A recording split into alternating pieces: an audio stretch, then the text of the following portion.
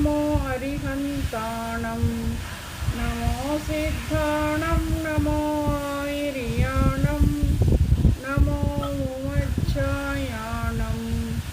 नमो लोये संवसाहूणम् एसो पंच नमो यारो सौवपावपणासनो मंगलानंच सव्वेसिं पढमं हवै मंगलम् पढमं हवै मंगलम्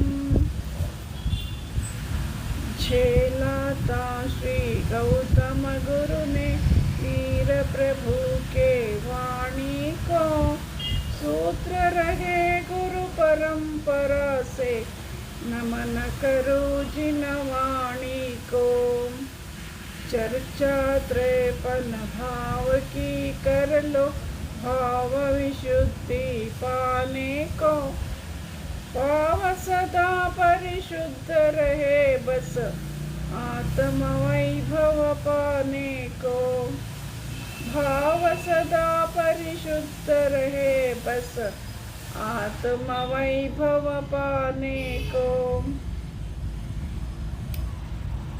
जय बोलो पंच परमेष्टि भगवान की जय।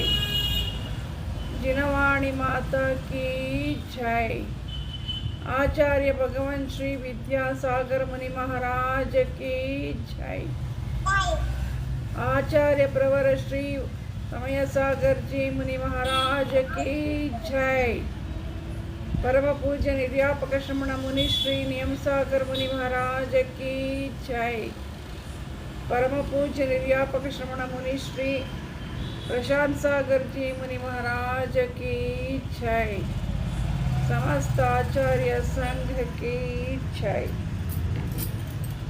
पूज्य ಮುನಿಶ್ರೀ ಪ್ರಶಾಂತ ಸಾಗರ ಮಹಾರಾಜರಿಂದ ರಚಿಸಲ್ಪಟ್ಟಂತಹ 53 ಭಾವಗಳ ಚರ್ಚೆ ಅನ್ನುವ ಗ್ರಂಥದ ಸ್ವಾಧ್ಯಾಯವನ್ನು ನಾವು ಮಾಡ್ತಾ ಇದ್ದೇವೆ. ಅದರಲ್ಲಿ ಜೀವದ ಅಸಾಧಾರಣವಾದಂತಹ 53 ಭಾವಗಳನ್ನು ಕುರಿತು ಚರ್ಚೆ ಮಾಡಿದ್ದಾರೆ. ಅಂದ್ರೆ ಔಪಶಮಿಕ, ಕ್ಷಾಯಿಕ, ಕ್ಷಾಯೋಪಶಮಿಕ, ಔದಯಿಕ, ಪಾರಿಣಾಮಿಕ ಈ 5 ಮುಖ್ಯ ಉಪಭೇದಗಳೇ 53 ಭಾವಗಳಾಗ್ತವೆ. ಆ ಪೈಕಿ ಅದರಲ್ಲಿ ಅಸಾಮಾನ್ಯವಾದಂತಹ ಲಕ್ಷಣ, ಸಾಮಾನ್ಯವಾಗಿ ಗುಣಸ್ಥಾನಾಧಾರಿತವಾಗಿ ಯಾವ ಭಾವಗಳಾಗಬಹುದು, ಮತ್ತೀಗ ಗುಣಸ್ಥಾನ ಮತ್ತು ಮಾರ್ಗಣ ಸ್ಥಾನಗಳ ಅಪೇಕ್ಷಾದಿಂದ 53 ಭಾವಗಳು ಎಷ್ಟೆಷ್ಟು ಯಾವ ಮಾರ್ಗಣದಲ್ಲಿ ಯಾವ ಗುಣಸ್ಥಾನದಲ್ಲಿ ಆಗಬಹುದು ಅನ್ನುವಂಥ ವಿಷಯವನ್ನ ನಾವು ಚರ್ಚೆ ಮಾಡ್ತಾ ಇದ್ದೇವೆ.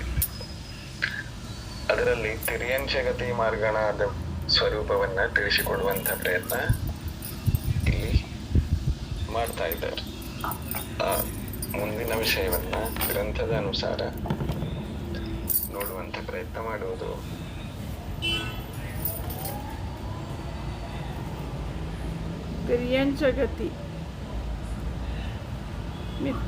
ತಿರ್ಯಂಚಗತಿಯಲ್ಲಿ ಮಿಥ್ಯಾತ್ವ ಗುಣಸ್ಥಾನ ಆಯ್ತಾ?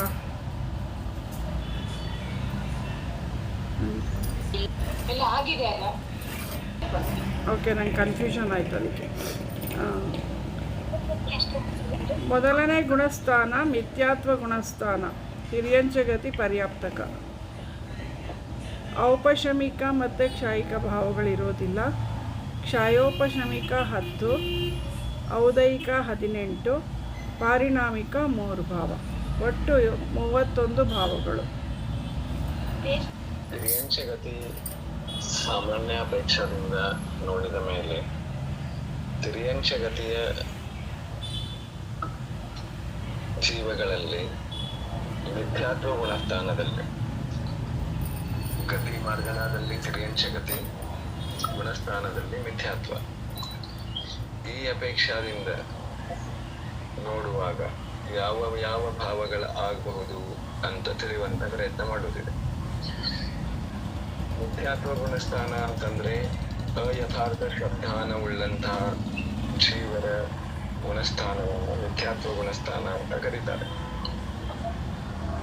ಇನ್ನಿದು ಮ್ಯೂಟ್ ಮಾಡ್ಕೊಳ್ಳಿ.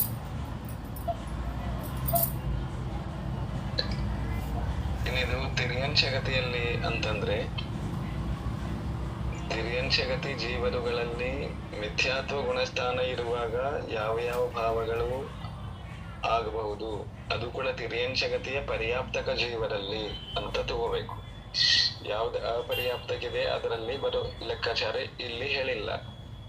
ಕೇವಲ ಪರ್ಯಾಪ್ತಕ ಜೀವರದು ತಿರ್ಯಂಚಗತಿಯಲ್ಲಿ ಮಿಥ್ಯಾತ್ವ ಗುಣಸ್ಥಾನ ಇರುವಾಗ ಏನೇನು ಭಾವಗಳಾಗಬಹುದು ಅಂತ ನೋಡಿದಾಗ ಒಂದೊಂದಾಗಿ ನೋಡುವುದಾದ್ರೆ, ಔಪಶಮಿಕ ಭಾವಗಳನ್ನ ನೋಡುವುದಾದ್ರೆ ತಿರ್ಯಂಚಗತಿಯ ಪರ್ಯಾಪ್ತಕ ಜೀವದ ಮಿಥ್ಯಾತ್ವ ಗುಣಸ್ಥಾನದಲ್ಲಿ ಒಂದು ಕೂಡ ಔಪಶಮಿಕ ಭಾವ ಇರುವುದಿಲ್ಲ. ಯಾಕೆ ಇರುವುದಿಲ್ಲ ಅಂತಂದ್ರೆ ಔಪಶಮಿಕದಲ್ಲಿ ಕೇವಲ ಎರಡು ಭಾವಗಳನ್ನ ಹೇಳಿದ್ದಾರೆ, ಒಂದು ಸಮ್ಯಕ್ತ್ವ, ಇನ್ನೊಂದು ಚಾರಿತ್ರ. ಈ ಎರಡೂ ಭಾವಗಳು ಕೂಡ ಯಾವುದೇ ಜೀವಕ್ಕೆ ಮಿಥ್ಯಾತ್ವ ಇರುವಾಗ ಇರುವುದಿಲ್ಲ. ಹಾಗಾಗಿ ತಿರ್ಯಂಚಗತಿಯ ಜೀವರಲ್ಲಿಯೂ ಕೂಡ ಮಿಥ್ಯಾತ್ವ ಇರುವಾಗ ಇವು ಇರುವುದಿಲ್ಲ. ಅಂತಂದ್ರೆ ಔಪಶಮಿಕ ಭಾವ ಇರುವುದಿಲ್ಲ ಮತ್ತು ಔಪಶಮಿಕದ ಭಾವದಲ್ಲಿ ಎರಡೂ ಇರುವುದಿಲ್ಲ, ಯಾವುದು ಒಂದು ಕೂಡ ಇರುವುದಿಲ್ಲ. ಉಪಶಮ ಸಮ್ಯಕ್ತ್ವನೂ ಇರುವುದಿಲ್ಲ, ಉಪಶಮ ಚಾರಿತ್ರನೂ ಇರುವುದಿಲ್ಲ. ಇನ್ನು ಕ್ಷಾಯಿಕ ಭಾವದಲ್ಲಿ ನೋಡುವುದಾದ್ರೆ ತಿರ್ಯಂಚಗತಿಯ ಮಿಥ್ಯಾತ್ವ ಗುಣಸ್ಥಾನವುಳ್ಳ ಜೀವರಲ್ಲಿ ಕೂಡ ಒಂದು ಕ್ಷಾಯಿಕ ಭಾವ ಇಲ್ಲ. ಯಾಕೆಂದ್ರೆ ಒಂದು ಕರ್ಮದ ಕ್ಷಯ ಆಗಿಲ್ಲ, ಅದಕ್ಕಾಗಿನೇ ಮಿಥ್ಯಾತ್ವ ಗುಣಸ್ಥಾನ ಇದೆ. ಇನ್ನು ಹೆಂಗೂ ಇದನ್ನ ತಿಳ್ಕೋಬಹುದು, ಯಾವುದಾದ್ರೂ ಜೀವಕ್ಕೆ ಒಂದೇ ಒಂದು ಕರ್ಮ ಯಾವುದಾದ್ರೂ ಕ್ಷಯ ಆಗಿತ್ತು ಅಂತಂದ್ರೆ ಅದು ಮಿಥ್ಯಾತ್ವದಲ್ಲಿ ಇರುವುದಿಲ್ಲ, ಹೀಗೂ ತಿಳ್ಕೋಬಹುದು. ಯಾವುದೇ ಒಂದು ಜೀವಕ್ಕೆ ಒಂದೇ ಒಂದು ಕರ್ಮ ಕ್ಷಯ ಆಗಿತ್ತು ಅಂತಂದ್ರೆ ಅದು ಮಿಥ್ಯಾತ್ವದಲ್ಲಿ ಇರುವುದಿಲ್ಲ, ಹೀಗೆ ಅರ್ಥ ಮಾಡಿಕೊಳ್ಳಬಹುದು. ಹಾಗೇನೆ ಕ್ಷಾಯಿಕ ಭಾವದಲ್ಲಿ 9 ಭಾವಗಳನ್ನ ಹೇಳಿದ್ದಾರೆ. ಕ್ಷಾಯಿಕ, ಸಮ್ಯಕ್ತ್ವ, ಚಾರಿತ್ರ ಮೊದಲಾದ 9 ಭಾವಗಳಿವೆ. ಅದರಲ್ಲಿ ತಿರ್ಯಂಚಗತಿಯ ಪರ್ಯಾಪ್ತಕ ಜೀವರಲ್ಲಿ ಗುಣಸ್ಥಾನ ಒಂದರಲ್ಲಿ ಒಂದು ಕ್ಷಾಯಿಕ ಭಾವ ಇರುವುದಿಲ್ಲ. ಅಂದ್ರೆ ಔಪಶಮಿಕನೂ ಇಲ್ಲ, ಕ್ಷಾಯಿಕನೂ ಇಲ್ಲ ಅಂತ ತಿಳ್ಕೋಬೇಕು. ಆಮೇಲೆ ಕ್ಷಾಯೋಪಶಮಿಕ ಭಾವಗಳು, ತಿರ್ಯಂಚಗತಿಯ ಮಿಥ್ಯಾತ್ವ ಗುಣಸ್ಥಾನವುಳ್ಳ ಜೀವರುಗಳಲ್ಲಿ ಕ್ಷಾಯೋಪಶಮಿಕ ಭಾವಗಳು 10 ಆಗಬಹುದು.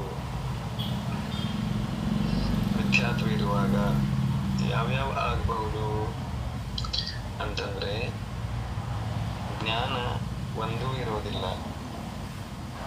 ಯಾಕೆಂದ್ರೆ ಮಿಥ್ಯಾತ್ವ ಗುಣಸ್ಥಾನ ಇದೆ, ನಿಯಮದಿಂದ ಅಜ್ಞಾನಿ ಇರ್ತದೆ ಜೀವ. ಅದು ಯಾವುದೇ ಗತಿಯ ಜೀವ ಆಗಿರುವುದು.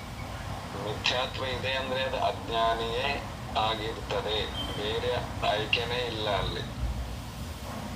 ಅದರ ಎಷ್ಟೇ ಪ್ರಕಾಂಡ ವಿದ್ವತ್ ಅನ್ನಿಸಿಕೊಂಡಿದ್ರು ಲೋಕದಲ್ಲಿ ಹೊರಗಿನ ಜನರಿಗೆ ಅದು ವಿದ್ವತ್ತಾಗುವುದಿಲ್ಲ. ಎಲ್ಲಿ ತನಕ ಜೀವದಲ್ಲಿ ಸಮ್ಯಕ್ತ್ವ ಬರುವುದಿಲ್ಲ ಅಲ್ಲಿ ತನಕ ಅದು ಅಜ್ಞಾನಿ ಅಂತ ಸಿದ್ಧಾಂತ ಹೇಳ್ತದೆ.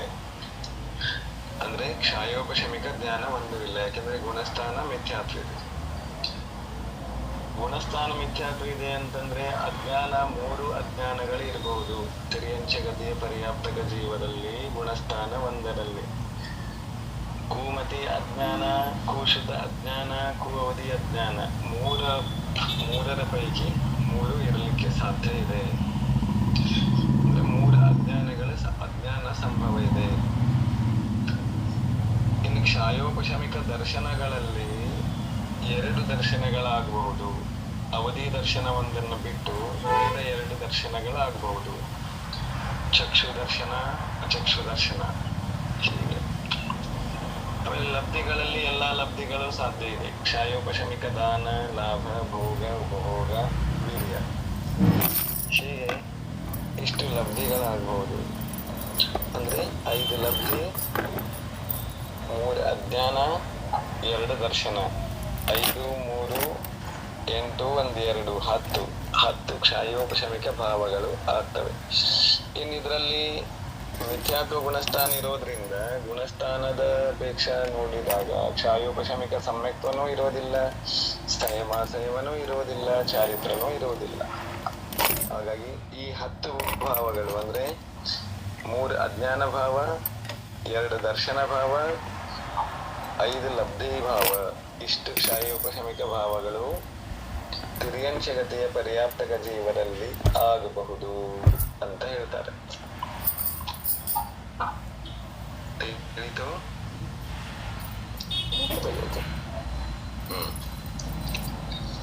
ಇನ್ನು ಔದೈಕ ಭಾವಗಳು ಏನೇನು ಆಗಬಹುದು ತಿರ್ಯಂಚಗತಿಯಲ್ಲಿ?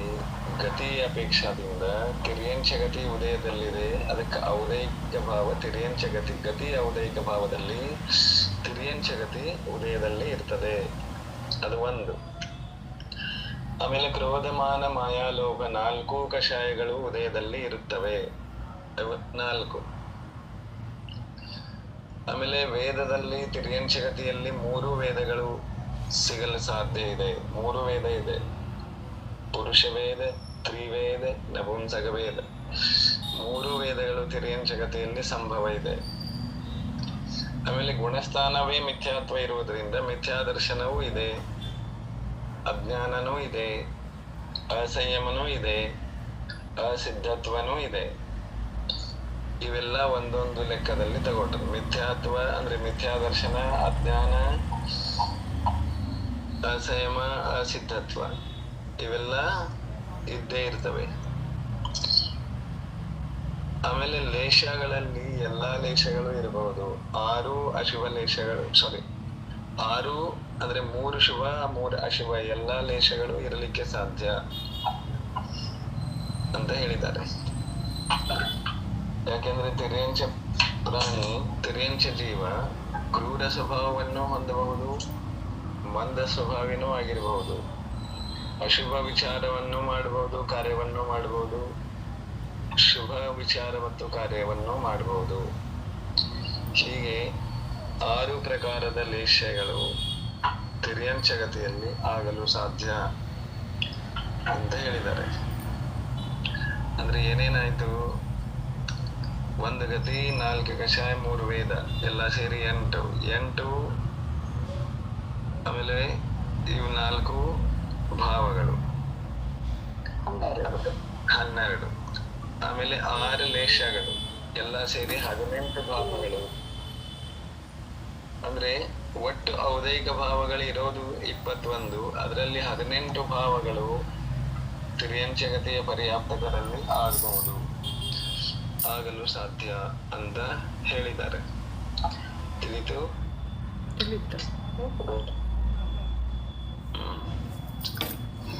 ಆಮೇಲೆ ಪಾರಿಣಾಮಿಕ ಭಾವಗಳು ಜೀವತ್ವ, ಭವ್ಯತ್ವ, ಅಭವ್ಯತ್ವ. ಈ 3 ಪಾರಿಣಾಮಿಕ ಭಾವಗಳು ಅಂತ ಕರೀತಾರೆ. ಪಾರಿಣಾಮಿಕ ಭಾವ ಅಂತಂದ್ರೆ ಯಾವುದೇ ಕರ್ಮದ ಕ್ಷಯ, ಉಪಶಮ, ಉದಯ ಇತ್ಯಾದಿ ಅವಸ್ಥೆಗಳನ್ನ ಹೊಂದದೇ ಇರುವುದು. ಆಮೇಲೆ ಅದು ಸಹಜವಾಗಿ ಜೀವದ ಜೊತೆಗೇನೆ ಇರುವಂಥದ್ದು, ಅದು ಬದಲಾಗದಿರುವಂಥದ್ದು. ಅಂಥವುಗಳನ್ನ ಪಾರಿಣಾಮಿಕ ಭಾವ ಅಂತ ಕರೀತಾರೆ. ಅವುಗಳು 3 ಇವೆ. 3 ಮಿಥ್ಯಾದೃಷ್ಟಿ ಗುಣಸ್ಥಾನದ ತಿರ್ಯಂಚಗತಿ ಪರ್ಯಾಪ್ತಕ ಜೀವರಲ್ಲಿ ಇರಲು ಸಾಧ್ಯ ಅಂತ ಹೇಳ್ತಾರೆ. ಹೀಗೆ ಎಲ್ಲ ಸೇರಿ 10, 18, 3 ಅಂದ್ರೆ 10 ಕ್ಷಯೋಪಶಮಿಕ ಭಾವ, 18 ಔದೈಕ ಭಾವ, 3 ಪಾರಿಣಾಮಿಕ ಭಾವ ಎಲ್ಲ ಸೇರಿ 31 ಭಾವಗಳು ತಿರ್ಯಂಚಗತಿಯ ಪರ್ಯಾಪ್ತಕ ಜೀವರಲ್ಲಿ ಮಿಥ್ಯಾತ್ವ ಗುಣಸ್ಥಾನ ಇರುವಾಗ ಆಗಲು ಸಾಧ್ಯ ಅಂತ ಹೇಳಿದ್ದಾರೆ. ತಿಳಿತು? ಉಳಿದವರಿಗೆ ತಿಳಿತು? ಭಯ್ಯಾಜಿ ಇದು ಬರೀ ಪಂಚೇಂದ್ರಿಯ ಸನ್ನಿಗೆ ಮಾತ್ರ ಆಯ್ತಲ್ವಾ? ಉಳಿದವರು ಒಂದಿಂದ್ರಿಯದಿಂದ ನಾಲ್ಕೇಂದ್ರಿಯ ವಿಕಲತ್ರಿಯ ಅವ್ರದೆಲ್ಲ ಅವರಲ್ಲಿ ಗುಣಸ್ಥಾನ ಮಿಥ್ಯಾತ್ವ ಇದೆ ಅಲ್ಲ, ಮಿಥ್ಯಾತ್ವ ಇದೆ. ಭಾವಗಳು ಭಾವಗಳನ್ನು ನೋಡುದಾದ್ರೆ ಈ ಪಂಚೇಂದ್ರಿಯದ ಅಪೇಕ್ಷದಿಂದ ಎಷ್ಟು ಸಾಧ್ಯ ಅನ್ನೋದು ಕೊಟ್ಟಿರ್ತಾರೆ. ಇನ್ನು ಅದು ಎಷ್ಟು ಇಂದ್ರಿಯ ಇದೆ ಅಷ್ಟರ ತಕ್ಕ ಹಾಗೆ ನಾವು ಆ ಇಂದ್ರಿಯ ಸಂಬಂಧಪಟ್ಟಂಗೆ ಅಷ್ಟು ಲೆಕ್ಕ ಹಾಕೊಳ್ಳೋದು. ಈಗ 3 ವೇದಗಳು ಅಂತ ಕೊಟ್ಟಿದ್ದಾರೆ, ಇದು ಪಂಚೇಂದ್ರಿಯದ ಅಪೇಕ್ಷದಿಂದ ಇದೆ. ಇನ್ನು ಏಕೇಂದ್ರಿಯ ಇದ್ರೆ ಎಷ್ಟು ವೇದ ಇರ್ಬೋದು?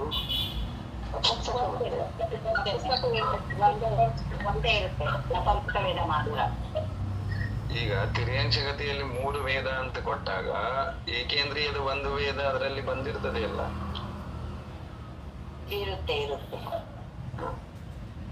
ಹೀಗೆ ಚಿಂತನೆ ಮಾಡ್ತಾ ಹೋಗೋದು. ಭಾವಗಳು ಕಡಿಮೆ ಆಗುತ್ತಲ್ವಾ ಅವಾಗ?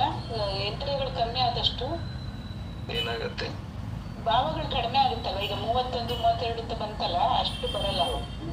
ಅಂತಂದ್ರೆ ಏನ್ ಸಂಸಾರಕ್ಕೆ ಏನ್ ಭಾವ ಬೇಕಲ್ಲ ಅವೆಲ್ಲ ಇರ್ತಾವ. ಅದು ಪಾರಿಣಾಮಕ ಭಾವ. ಭಾವಗಳ ಹೆಚ್ಚು ಕಡಿಮೆ ಪ್ರಶ್ನೆದಿಂದ ಲೆಕ್ಕ ಬರೋದಿಲ್ಲ.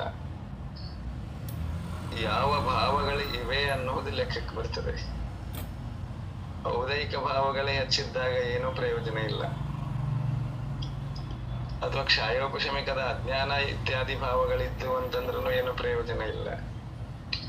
ಕ್ಷಯೋಪಶಮಿಕ ಸಮ್ಯಕ್ತ್ವ ಚಾರಿತ್ಯ ಮೊದಲಾದ ಭಾವಗಳಿದ್ರೆ ಪ್ರಯೋಜನ ಇದೆ. ಕ್ಷಯೋಪಶಮಿಕ ಜ್ಞಾನ ಇದ್ರೇನು ಪ್ರಯೋಜನ ಇದೆ. ಅಜ್ಞಾನ ಇದ್ರೆ ಏನ್ ಪ್ರಯೋಜನ ಇದೆ ಹೇಳಿ? ಕಷಾಯಗಳು ಔದೈಕ ಭಾವದಲ್ಲಿ ಕಷಾಯಗಳಿದಾವೆ, ಏನ್ ಪ್ರಯೋಜನ ಇದೆ? ಮತ್ತೆ ಸಂಸಾರನೇ ಇದೆ. ಯಾವ್ದು ಇರ್ಬೇಕಾಗಿದೆ ಅದು ಒಂದೇ ಇದ್ರೂ ಕೂಡ, ಈಗ ನೋಡಿ ಅರಿಹಂತ ಭಗವಂತರ ಹಿಂದೆ ಎಲ್ಲ ನಾವು ಚರ್ಚೆ ಮಾಡಿದ್ವಿ. ಎಷ್ಟು ಭಾವಗಳು ಕಡಿಮೆ ಇದಾವು, ಎಷ್ಟು ಗುಣಗಳು ಹೆಚ್ಚಿದಾವಲ್ಲ ಅಷ್ಟು ಕರ್ಮ ಜನಿತ ಭಾವಗಳು ಕಡಿಮೆ ಆಗ್ತವೆ. ಗುಣಗಳು ಕಡಿಮೆ ಆದಷ್ಟು ಕರ್ಮಜನಿತ ಭಾವಗಳು ಹೆಚ್ಚಾಗ್ತವೆ. ತಿಳಿದ್ರಿ?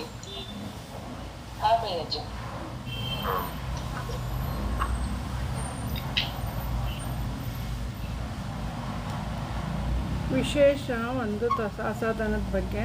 ತಿರ್ಯಂಚಗತಿಯ ಮಿಥ್ಯಾತ್ವ ಗುಣಸ್ಥಾನದ 31 ಭಾವಗಳಲ್ಲಿಯ ಮಿಥ್ಯಾದರ್ಶನ ಹಾಗೂ ಅಭವ್ಯತ್ವವನ್ನು ಕಡಿಮೆ ಮಾಡಿ ಸಾಸಾಧನ ಗುಣಸ್ಥಾನದಲ್ಲಿ 29 ಭಾವಗಳಿವೆ. ಇನ್ನು ತಿರ್ಯಂಚಗತಿಯ ಪರ್ಯಾಪ್ತಕ ಜೀವನ ಮಿಥ್ಯಾತ್ವ ಗುಣಸ್ಥಾನದ ಬಗ್ಗೆ ಹೇಳಿದ ಮೇಲೆ ಗುಣಸ್ಥಾನ 2ರ ಬಗ್ಗೆ ಹೇಳ್ತಾರೆ. ಅದರದ್ದು ಪೂರ್ಣ ಟೇಬಲ್ ಕೊಡುವುದಲ್ಲಿ ಒಂದು ಮಾತಿನಲ್ಲಿ ಹೇಳಿ ಮುಗಿಸ್ತಾರೆ. ಮಿಥ್ಯಾತ್ವ ಇರುವಾಗ ಏನೇನು ಕರ್ಮಗಳನ್ನ ನಾವು ಈಗ ಭಾವಗಳನ್ನ ನೋಡಿದೆವೋ ಅವೆಲ್ಲಾ ಭಾವಗಳು ಇದಾವು. ಆದ್ರೆ 2ನೇದು ಸಾಸಾಧನ ಗುಣಸ್ಥಾನ. ಸಾಸಾಧನ ಗುಣಸ್ಥಾನ ಅಂತಂದ್ರೆ ಸಮ್ಯಕ್ತ್ವದಿಂದ ಬಿಟ್ಟು ಹೋದಂತಹ, ಮಿಥ್ಯಾತ್ವದ ಕಡೆ ಮುಖ ಮಾಡಿದಂತಹ ಮಧ್ಯಮ ಸ್ಥಿತಿ ಇರುವಂತಹ ಜೀವದ ಪರಿಸ್ಥಿತಿ ಹೆಂಗಿದೆ ಅಂತಂದ್ರ ಇಲ್ಲಿರುವ ಭಾವಗಳೇ ಇರ್ತಾವು, ಆದ್ರೆ 2 ಭಾವಗಳನ್ನ ಕಡಿಮೆ ಮಾಡಿ ತಿಳಿದುಕೊಳ್ಳಬೇಕು ಅಂತ ಹೇಳಿದ್ದಾರೆ. ಅಂದ್ರೆ ಔದೈಕ ಭಾವದಲ್ಲಿ ಮಿಥ್ಯಾದರ್ಶನ ಇದೆಯಲ್ಲ ಅದು ಒಂದು ಇರೋದಿಲ್ಲ 2ನೇ ಗುಣಸ್ಥಾನ ಇರುವಂತಹ ಜೀವರಲ್ಲಿ. ಮತ್ತೆ ಪಾರಿಣಾಮಿಕ ಭಾವದಲ್ಲಿನ ಅಭವ್ಯತ್ವ ಕೂಡ ಒಂದಿರುವುದಿಲ್ಲ. ಅವೆರಡೂ ಕಡಿಮೆ ಮಾಡಿದ್ರೆ ಉಳಿದ ಕ್ಷಯೋಪಶಮಿಕದ 10, ಔದೈಕದಲ್ಲಿ 17, ಆಮೇಲೆ ಪಾರಿಣಾಮಿಕದಲ್ಲಿ 2, ಹೀಗೆ 29 ಭಾವಗಳು 2ನೇ ಗುಣಸ್ಥಾನವರ್ತಿ ತಿರ್ಯಂಚಗತಿಯ ಪರ್ಯಾಪ್ತಕ ಜೀವರಲ್ಲಿ ಆಗಲು ಸಾಧ್ಯ ಅಂತ ತಿಳ್ಕೋಬಹುದು. 1ನೇ ಗುಣಸ್ಥಾನಕ್ಕಿಂತ 2 ಭಾವಗಳು ಕಡಿಮೆ ಇರ್ತಾವು 2ನೇ ಗುಣಸ್ಥಾನದ ತಿರ್ಯಂಚರಲ್ಲಿ. ಯಾವ್ಯಾವ ಇರ್ತಾವು ಕಡಿಮೆ ಅಂತಂದ್ರೆ ಕ್ಷಯೋಪಶಮಕದಲ್ಲಿ ಏನು ವ್ಯತ್ಯಾಸ ಆಗಿಲ್ಲ. ಔದೈಕ ಭಾವದಲ್ಲಿನ 1 ಭಾವ ಇರೋದಿಲ್ಲ. ಇನ್ ಪಾರಿಣಾಮಿಕದಲ್ಲಿ ಅಭವ್ಯತ್ವ ಇದೆಲ್ಲ ಅದು ಕೂಡ 2ನೇ ಗುಣಸ್ಥಾನವರ್ತಿ ಜೀವದಲ್ಲಿ ಇರುವುದಿಲ್ಲ. ಹಾಗಾಗಿ ಅವೆರಡನ್ನ ಬಿಟ್ಟು ಉಳಿದ ಎಲ್ಲ ಭಾವಗಳು ಇರುತ್ತವೆ ಅಂತ ತಿಳಿದುಕೊಳ್ಳಬೇಕು. ತಿಳಿತು? ಮೂರನೇ ಗುಣಸ್ಥಾನ ಮಿಶ್ರ ಗುಣಸ್ಥಾನ. ಔಪಶಮಿಕ ಕ್ಷಾಯಿಕ ಭಾವಗಳಿರೋದಿಲ್ಲ. ಕ್ಷಯೋಪಶಮಿಕ 10, ಔದಯಿಕ 17, ಪಾರಿಣಾಮಿಕ 2, ಒಟ್ಟು 29 ಭಾವಗಳು.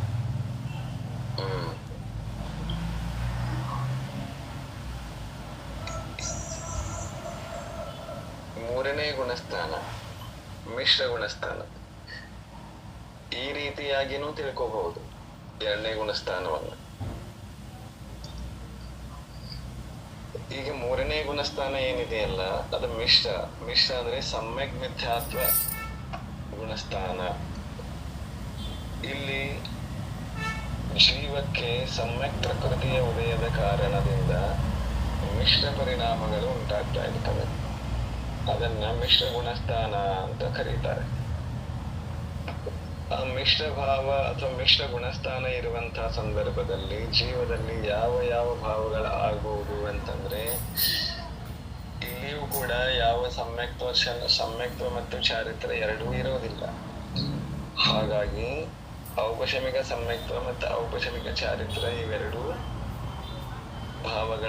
ಭಾವಗಳು ಕೂಡ ಮೂರನೇ ಗುಣಸ್ಥಾನವರ್ತಿ ತಿರ್ಯಂಚ ಜೀವರಲ್ಲಿ ಇರುವುದಿಲ್ಲ. ಇನ್ನು ಕ್ಷಾಯಿಕ ಭಾವವೂ ಕೂಡ ಇರುವುದಿಲ್ಲ. ಯಾಕೆ ಅಂತಂದ್ರೆ ಗುಣಸ್ಥಾನ 3ರ ತನಕ ಕ್ಷಾಯಿಕ ಭಾವಗಳ ಆಗುವುದಿಲ್ಲ, ಮತ್ತೆ ಕ್ಷಾಯಿಕ ಭಾವ ಆದ ಮೇಲೆ ಗುಣಸ್ಥಾನ 3ನೇದಕ್ಕೆ ಬರೋದಿಲ್ಲ. ಹಾಗಾಗಿ ಕ್ಷಾಯಿಕ ಸಮ್ಯಕ್ತ್ವವೇ ಮೊದಲಾದ ಯಾವ ಭಾವಗಳು ಕೂಡ 3ನೇ ಗುಣಸ್ಥಾನದ ತಿರ್ಯಂಶ ಜೀವರಲ್ಲಿ ಇರುವುದಿಲ್ಲ. ಇನ್ನು ಕ್ಷಾಯೋಪಶಮಿಕ ಭಾವಗಳು 10 ಆಗಬಹುದು ಅಂತ ಹೇಳಿದ್ದಾರೆ. ಅಂದ್ರೆ 10 ಹೇಗೆ ಆಗಬಹುದು ಅಂತಂದ್ರೆ, 3 ಅಜ್ಞಾನಗಳು ಅಂದ್ರೆ ಮಿಶ್ರ ಜ್ಞಾನ ರೂಪದ ಅಜ್ಞಾನಗಳು ಇರ್ತವೆ. ಮಿಶ್ರ ಜ್ಞಾನ ಇದ್ರೂ ಕೂಡ ಅದು ಅಜ್ಞಾನದ ಕೋಟೆಯಲ್ಲೇ ಬರ್ತದೆ. ಸಮ್ಯಕ್ ದರ್ಶನದ ಜೊತೆಗೆ ಇರುವಂತಹ ಮತಿಶ್ರುತಾವಧಿಗಳಿರುವುದಿಲ್ಲ. ಮಿಶ್ರವಾದಂತಹ ಮತಿಶ್ರುತಾವಧಿಗಳು ಇರಲಿಕ್ಕೆ ಸಾಧ್ಯ. ಹಾಗಾಗಿ ಮಿಶ್ರ ಗುಣಸ್ಥಾನದ ಇದ್ದರೂ ಕೂಡ ಯಥಾರ್ಥವಾದದಲ್ಲದ ಕಾರಣದಿಂದ ಮಿಶ್ರವೂ ಕೂಡ ಅಜ್ಞಾನವೆಂದು ಹೇಳಲ್ಪಡುತ್ತದೆ. ಅಂದ್ರೆ ಅಜ್ಞಾನದ ಕೋಟೆಯಲ್ಲೇ ಲೆಕ್ಕಕ್ಕೆ ಬರ್ತದೆ. ಸಮ್ಯಕ್ ಪ್ರಕೃತಿಯ ಉದಯದಿಂದ ಮಿಶ್ರ ಗುಣಸ್ಥಾನ ಉಂಟಾಗುದಾ? ಹೌದು. ಅಂದ್ರೆ ಸಮ್ಯಕ್ ಪ್ರಕೃತಿ ಅಲ್ಲ, ಸಮ್ಯಕ್ ಮಿಥ್ಯಾತ್ವ. ಸಮ್ಯಕ್ ಮಿಥ್ಯಾತ್ವದ ಕಾರಣದಿಂದ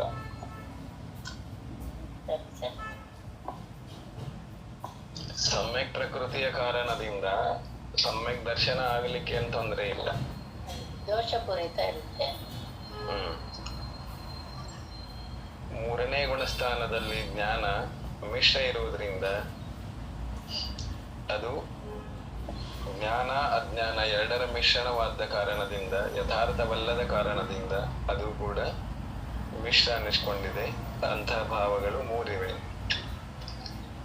ಆಮೇಲೆ ದರ್ಶನಗಳು, ಕ್ಷಾಯೋಪಶಮಿಕ ದರ್ಶನಗಳು 2 ಇರ್ತದೆ, ಅವಧಿ ದರ್ಶನ ಇರುವುದಿಲ್ಲ. ಚಕ್ಷು ದರ್ಶನ 2 ಆಗಬಹುದು 3ನೇ ಗುಣಸ್ಥಾನದಲ್ಲಿ. ಆಮೇಲೆ ಲಬ್ಧಿಗಳು 5 ಇರ್ತವೆ. ಆ 5 ಲಬ್ಧಿಗಳ ಇರ್ತವೆ. ಅಂದ್ರೆ 3 ಮಿಶ್ರ ಜ್ಞಾನಗಳು, 2 ದರ್ಶನಗಳು, 5 ಲಬ್ಧಿಗಳು, ಹೀಗೆ 10 ಕ್ಷಾಯೋಪಶಮಿಕ ಭಾವಗಳಾಗ್ತವೆ. ಆಮೇಲೆ ಕ್ಷಾಯೋಪಶಮಿಕ ಸಮ್ಯಕ್ತ್ವ, ಸಂಯಮ, ಕ್ಷಾಯೋಪಶಮಿಕ ಚಾರಿತ್ರ್ಯ ಇವು ಯಾವುವು ಕೂಡ 3ನೇ ಗುಣಸ್ಥಾನದ ಜೊತೆಗೆ ಆಗುವಂತ ಭಾವಗಳಲ್ಲ, ಆಗುವುದಿಲ್ಲ ಅಂತ ಹೇಳಿದ್ದಾರೆ. ತಿಳಿತು?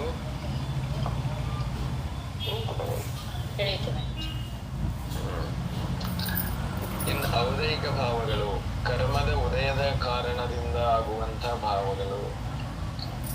ತಿರ್ಯಂಚ ಗತಿ ಇದೆ, ಅದಕ್ಕಾಗಿ ಗತಿ ಔದಯಿಕ ಭಾವ ಇದೆ. ತಿರ್ಯಂಚ ಗತಿ ಔದಯಿಕ ಭಾವ ಇದೆ. ಕಷಾಯಗಳು ಎಲ್ಲ ಇವೆ.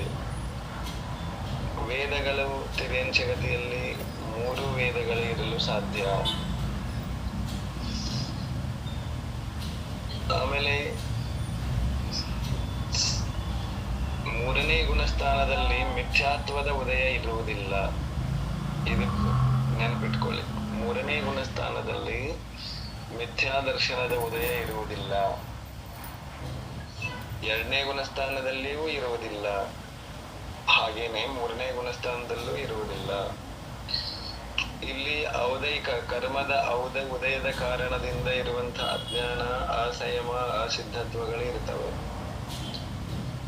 ಲೇಷಗಳಲ್ಲಿ 6 ಲೇಷಗಳು ಆಗಬಹುದು. ಹೀಗೆ ಮಿಥ್ಯಾ ದರ್ಶನವೊಂದನ್ನು ಬಿಟ್ಟು ಉಳಿದ ಭಾವಗಳೆಲ್ಲ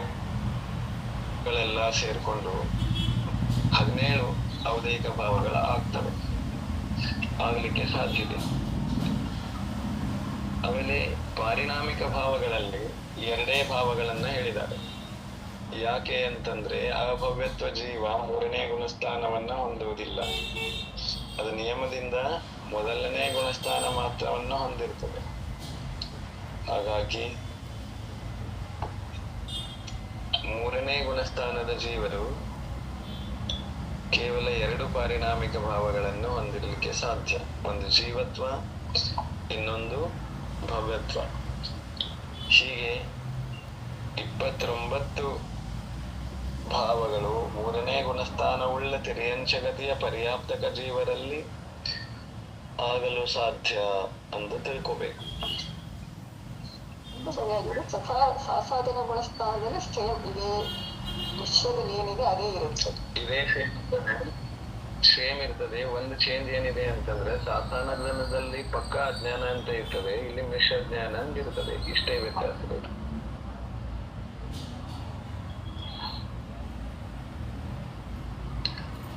ತಿಳಿತು? ಹೆಸರು ಮಾತ್ರ ಸಮ್ಯಕ್ ಮಿಥ್ಯಾತ್ವ ಅಂತಾನೆ ಇದೆ ಇದರ 3ನೇ ಗುಣಸ್ಥಾನದ ಹೆಸರು. ಹೌದು, ಸಮ್ಯಕ್ ಮಿಥ್ಯಾತ್ವ.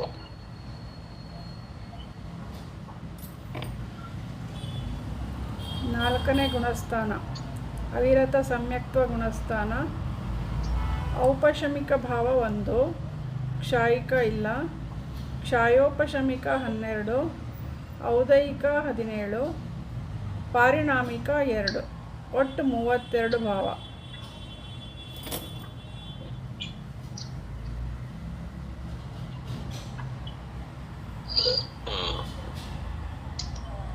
ತಿರ್ಯಂಚಗತಿಯಲ್ಲಿ ಅವಿರತ ಸಮ್ಯಕ್ತ್ವ ಗುಣಸ್ಥಾನದಲ್ಲಿ ಅಂದ್ರೆ 4ನೇ ಗುಣಸ್ಥಾನವರ್ತಿ ಜೀವದಲ್ಲಿ ಯಾವ ಯಾವ ಭಾವಗಳ ಆಗಬಹುದು ಅಂತ ಕೊಟ್ಟಿದ್ದಾರೆ ನೋಡ್ರಿ. ತಿರ್ಯಂಚಗತಿಯ ಜೀವಗಳಲ್ಲಿ, ಪರ್ಯಾಪ್ತಕ ಜೀವಗಳಲ್ಲಿ 4ನೇ ಗುಣಸ್ಥಾನ ಎಲ್ಲಿ ಆಗಬಹುದು? 4 ಗತಿ, ಕರ್ಮಭೂಮಿ ಮತ್ತೆ ಭೋಗಭೂಮಿ.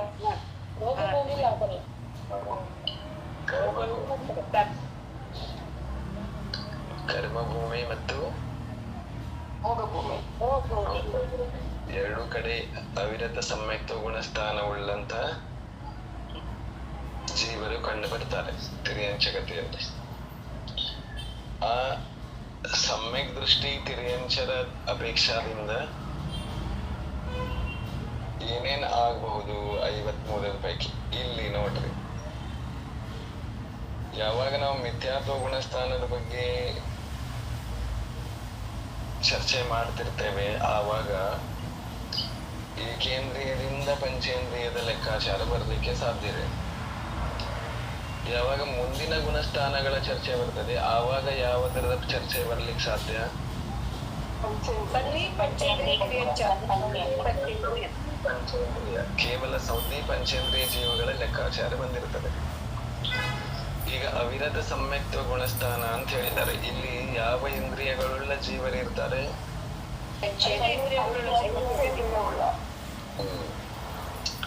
ಹಾಗಾಗಿ ನೋಡ್ರಿ, ಔಪಶಮಿಕ ಭಾವವನ್ನ ನೋಡಿದಾಗ ಒಂದು ಔಪಶಮಿಕ ಭಾವ ಆಗಬಹುದು. ತಿರ್ಯಂಚಗತಿಯ ಅವಿರತ ಸಮ್ಯಕ್ ದೃಷ್ಟಿ ಜೀವರಲ್ಲಿ ಯಾವುದು ಅಂದ್ರೆ ಪ್ರಥಮೋಪಶಮ ಸಮ್ಯಕ್ತ್ವ ಭಾವ ಆಗಲಿಕ್ಕೆ ಸಾಧ್ಯ ಇದೆ. ಅದಕ್ಕಾಗಿ ಒಂದು ಔಪಶಮಿಕ ಭಾವ ಹೇಳಿದ್ದಾರೆ. ಶಾಯಿಕ ಭಾವ ಎಷ್ಟಾಗ್ಬೋದು? ಒಂದು ಆಗುವುದಿಲ್ಲ. ಶೈಕ್ ಸಮ್ಯಕ್ತ್ವ ಭೂಭೂಮಿ ಅಪೇಕ್ಷೆಯಿಂದ ಶಾಯಿಕ ಸಮ್ಯಕ್ತ್ವ ಭೋಗಭೂಮಿ ಅಪೇಕ್ಷದಿಂದ ಇದ್ರೂ ಕೂಡ ಉತ್ಪತ್ತಿ ಅಪೇಕ್ಷದಿಂದ ಇಲ್ಲ, ಉತ್ಪತ್ತಿ ಅಪೇಕ್ಷೆಯಿಂದಲೇ ಇಲ್ಲ. ಭೋಗಭೂಮಿಯಲ್ಲೂ ಇಲ್ಲ, ಕರ್ಮಭೂಮಿಯಲ್ಲೂ ಇಲ್ಲ. ಇನ್ನು ಕರ್ಮಭೂಮಿಯನ್ನ ತೆಗೆದುಕೊಂಡ್ರೆ ಉತ್ಪತ್ತಿ ಅಪೇಕ್ಷನೂ ಇಲ್ಲ, ಇರುವ ಅಪೇಕ್ಷನೂ ಇಲ್ಲ. ಹಾಗಾಗಿ ಕ್ಷಾಯಿಕ ಸಮ್ಯಕ್ತ್ವ ಇಲ್ಲ ಅನ್ನುವ ಲೆಕ್ಕವನ್ನ ಹೇಳ್ತಾರೆ ಇಲ್ಲಿ. ಕ್ಷಾಯಿಕ ಸಮ್ಯಕ್ತ್ವ ತಿರ್ಯಂಚಗತಿಯಲ್ಲಿ ಇಲ್ಲ ಅಂತ ಹೇಳಿದ್ದಾರೆ. ಬದ್ಧಾಯಿಷ್ಕರ ಅಪೇಕ್ಷದಿಂದ ತಿರ್ಯಂಚಗತಿಯಲ್ಲಿ ಇರುವುದೊಂದನ್ನ ಬಿಟ್ರೆ ಇನ್ಯಾವ ಗತಿಯಲ್ಲೂ ಕೂಡ ಅದನ್ನ ಕ್ಷರ್ಯಂಚಗತಿಗೆ ಒಯ್ಲಿಕ್ಕೆ ಸಾಧ್ಯ ಇಲ್ಲ ಮತ್ತು ಉತ್ಪತ್ತಿ ಮಾಡಿಕೊಳ್ಳಿಕ್ಕೂ ಸಾಧ್ಯ ಇಲ್ಲ. ಹಾಗಾಗಿ ಇಲ್ಲಿ ಏನ್ ಹೇಳಿದ್ದಾರೆ ಅಂತಂದ್ರೆ ಕ್ಷಾಯಿಕ ಭಾವ ಇಲ್ಲ ಅಂತ ಹೇಳಿದ್ದಾರೆ. ಆಮೇಲೆ ಕ್ಷಾಯೋಪಶಮಿಕ ಭಾವಗಳು, ಕ್ಷಾಯೋಪಶಮಿಕ ಭಾವಗಳು 12 ಆಗಬಹುದು ಅಂತ ಹೇಳಿದ್ದಾರೆ. ಯಾವ್ಯಾವ ಆಗಬಹುದು? ಜ್ಞಾನ ಮೂರು ಜ್ಞಾನ, 3 ಜ್ಞಾನ, 2 ದರ್ಶನ, 3 ದರ್ಶನ, 5 ಲಬ್ಧಿ, 1 ಸಮ್ಯಕ್ತ್ವ ಅಷ್ಟೇ. ಅವಿರತ ಸಮ್ಯಕ್ತವುಳ್ಳಂತಹ ಜೀವಕ್ಕೆ 4ನೇ ಗುಣಸ್ಥಾನ ಇದೆ ಅಂತ. ತಿರ್ಯಂಚಗತಿಯ ಅವಿರತ ಸಮ್ಯಕ್ ದೃಷ್ಟಿ ಜೀವ ಕ್ಷಾಯೋಪಶಮಿಕ ಭಾವಗಳಲ್ಲಿ 3 ಜ್ಞಾನ ಭಾವಗಳನ್ನ ಹೊಂದಿರಬಹುದು. ಮತಿ ಜ್ಞಾನ, ಶ್ರುತ ಜ್ಞಾನ, ಅವಧಿ ಜ್ಞಾನ. ಈ 3 ಜ್ಞಾನಗಳನ್ನ ಅವಿರತ ಸಮ್ಯಕ್ ದೃಷ್ಟಿ ತಿರ್ಯಂಚಗತಿಯ ಜೀವ ಹೊಂದಿರಲಿಕ್ಕೆ ಸಾಧ್ಯ. ಇದಕ್ಕಿಂತ ಹೆಚ್ಚಿಗೆ ಜ್ಞಾನ ಇರುವುದಿಲ್ಲ. ಯಾಕೆಂದ್ರೆ ಅದ್ರ ಮುಂದಿನ ಆಗುವಂಥದ್ದು ದಿಗಂಬರ ಮುನಿಗಳಿಗೆ ಇರ್ತದೆ. ಆಮೇಲೆ ಗುಣಸ್ಥಾನ ಸಮ್ಯಕ್ತ್ವದ್ದಿರುವಾಗ ಅಜ್ಞಾನ ಭಾವ ಒಂದು ಇರುವುದಿಲ್ಲ. ಕ್ಷಾಯೋಪಶಮಿಕವಾದಂತಹ ಅಜ್ಞಾನ ಭಾವ ಒಂದು ಇರುವುದಿಲ್ಲ. ಇನ್ನು ಸಮ್ಯಕ್ ದರ್ಶನ ಇರುವಾಗ ದರ್ಶನಗಳು 3 ಆಗಲಿಕ್ಕೆ ಸಾಧ್ಯ. ಚಕ್ಷು ದರ್ಶನ, ಅಚಕ್ಷು ದರ್ಶನ, ಅವಧಿ ದರ್ಶನ, ಹೀಗೆ ಸಾಧ್ಯ ಇದೆ. ಆಮೇಲೆ ಕ್ಷಾಯೋಪಶಮಿಕ ಲಬ್ಧಿಗಳು ಎಲ್ಲ ಇರ್ತವೆ. ಅಂದ್ರೆ ಕ್ಷಾಯೋಪಶಮಿಕ ದಾನ, ಲಾಭ, ಭೋಗ, ಉಪಭೋಗ ಮತ್ತು ವೀರ್ಯ, ಈ 5 ಲಬ್ಧಿ ಭಾವಗಳು ನಿಯಮದಿಂದ ಇರ್ತವೆ. ಇನ್ನು ಅವಿರತ ಸಮ್ಯಕ್ತ್ವ ಇದೆ ಅಂತನ್ನುವಾಗ ಅದು ಕ್ಷಾಯೋಪಶಮಿಕ ಸಮ್ಯಕ್ತ್ವ ಭಾವವನ್ನು ಹೊಂದಿರ್ಲಿಕ್ಕೆ ಸಾಧ್ಯ.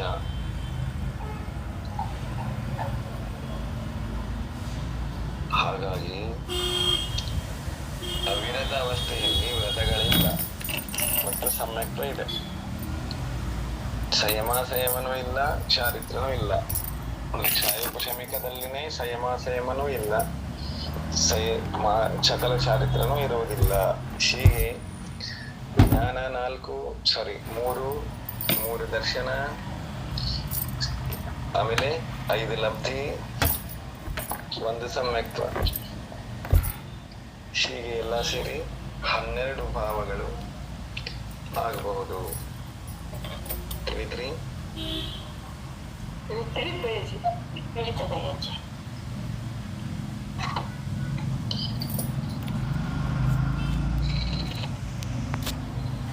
ಇನ್ಮುಂದೆ ಔದೈಕ ಭಾವಗಳನ್ನ ಹೇಳ್ತಾರೆ.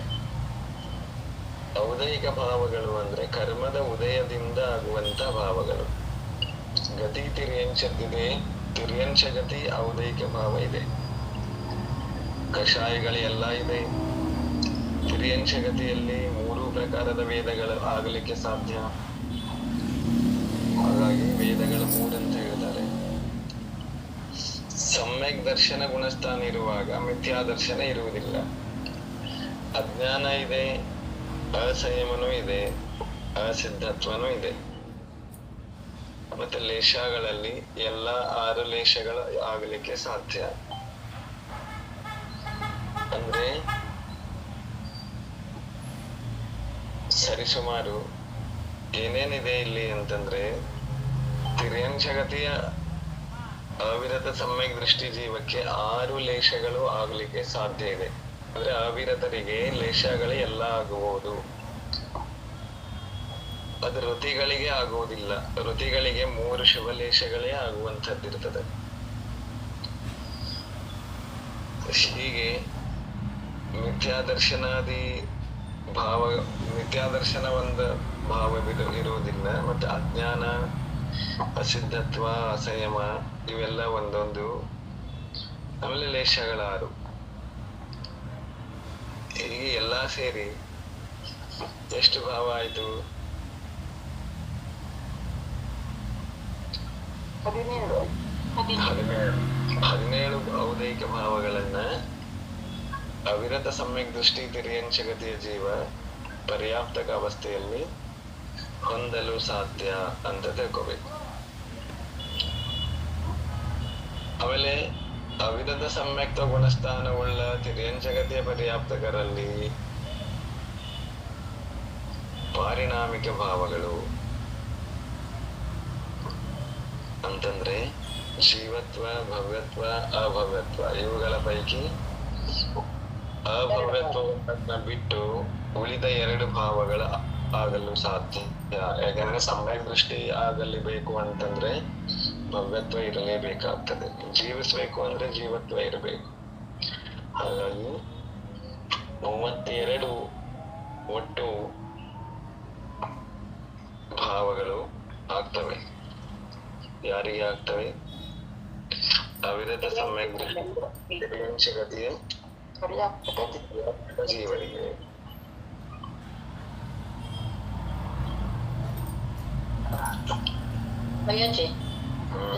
ಪಾರಿಣಾಮಿಕ ಭಾವಗಳು ಮಿಥ್ಯಾತ್ವ ಗುಣಸ್ಥಾನದಲ್ಲಿ 3 ಇರ್ಬೋದಲ್ಲ?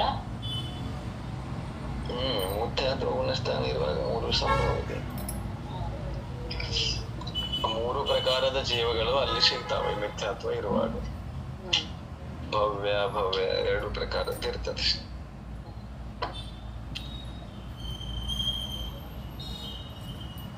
ಐದನೇ ಗುಣಸ್ಥಾನ ದೇಶವಿರತ ಗುಣಸ್ಥಾನ. ಔಪಶಮಿಕ ಭಾವ 1, ಕ್ಷಾಯಿಕ ಭಾವ ಇಲ್ಲ. ಕ್ಷಾಯೋಪಶಮಿಕ 13, ಔದಯಿಕ ಭಾವ 13, ಪಾರಿಣಾಮಿಕ 2, ಒಟ್ಟು 29 ಭಾವಗಳು. ತಿರ್ಯಾಂಶಗತಿಯ ಜೀವರು ಹೆಚ್ಚಂದ್ರೆ ಎಷ್ಟು ಗುಣಸ್ಥಾನ ಹೊಂದಲು ಸಾಧ್ಯ? ದೇಶವಿರತ ಗುಣಸ್ಥಾನವನ್ನು ಕೂಡ ಇಲ್ಲಿ ಹೇಳ್ತಿದ್ದಾರೆ. ದೇಶವಿರತ ಗುಣಸ್ಥಾನವನ್ನು ಹೊಂದುವ ಜೀವ ಎಷ್ಟು ಇಂದ್ರಿಯಗಳುಳ್ಳದ್ದಾಗಿರ್ತದೆ? 5 ಇಂದ್ರಿಯಗಳನ್ನು ಹೊಂದಿರ್ತದೆ. ಅಂತ ಜೀವ ಪುರುಷಾರ್ಥದಿಂದ ಪ್ರತಿಯಾಗಲಿಕ್ಕೆ ಸಾಧ್ಯ ಇದೆ. ಆಯ್ತು ಅಂದ್ರೆ ಗುಣಸ್ಥಾನ 5 ಆಗಿರ್ತದೆ. ಇನ್ನು ಅದರಲ್ಲಿ ಔಪಶಮಿಕ ಭಾವಗಳು 1 ಪ್ರಥಮೋಪಶಮ ಸಮ್ಯಕ್ತ್ವ ಭಾವ ಆಗ್ಬಹುದು. ಇಲ್ಲಿ ಔಪಶಮಿಕ ಚಾರಿತ್ರ ಭಾವ ಆಗೋದಿಲ್ಲ ಜೀವಕ್ಕೆ. ಆಮೇಲೆ ಕ್ಷಾಯಿಕ ಭಾವ, ಇಲ್ಲಿಯೂ ಕೂಡ ದೇಶವಿರತ ಗುಣಸ್ಥಾನ ಎಲ್ಲಿ ಇರ್ತದೆ?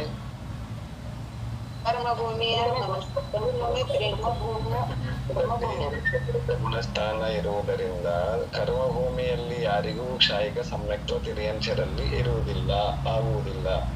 ಹಿಂದಿನಿಂದ ಬಂದಿರುವುದೂ ಇಲ್ಲ, ಇಲ್ಲಿ ಉತ್ಪನ್ನವೂ ಆಗುವುದಿಲ್ಲ. ಹಾಗಾಗಿ ಕ್ಷಾಯಿಕ ಸಮ್ಯಕ್ತ್ವ ಶೂನ್ಯ ಅಂತ ಹೇಳಿದ್ದಾರೆ. ಆಮೇಲೆ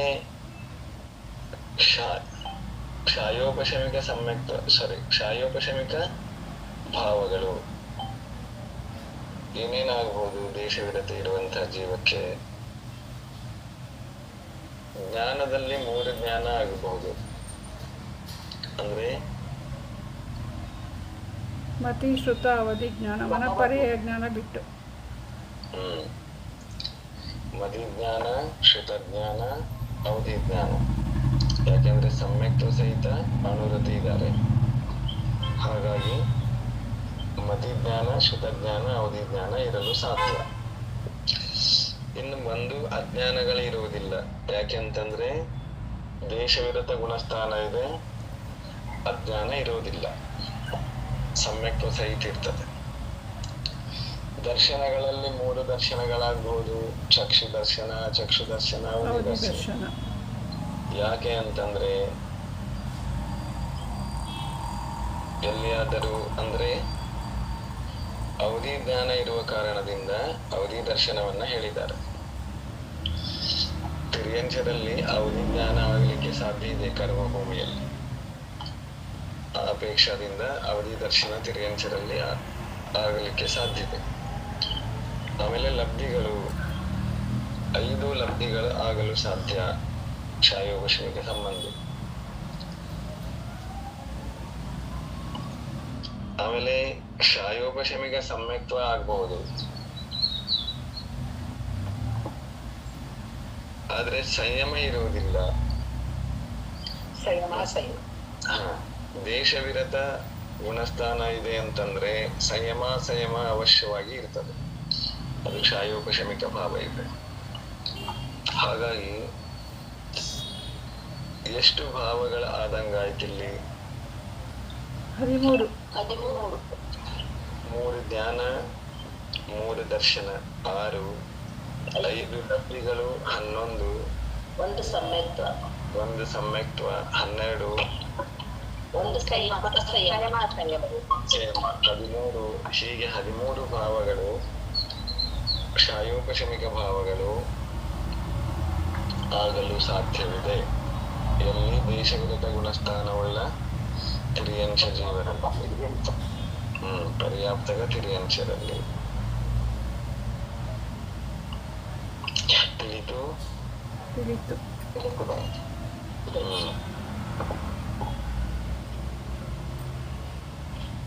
ಔದೈಕ 1 ಗತಿ, 4 ಕಷಾಯ, 3 ವೇದ, ನಿತ್ಯಾದರ್ಶನ ಇರೋದಿಲ್ಲ, 1 ಅಜ್ಞಾನ, ಅಸಂಯಮ ಇರುವುದಿಲ್ಲ, 1 ಅಸಿದ್ಧತ್ವ, 3 ಲೇಷ್ಯ, ಪೀತ, ಪದ್ಮ, ಶುಕ್ಲ.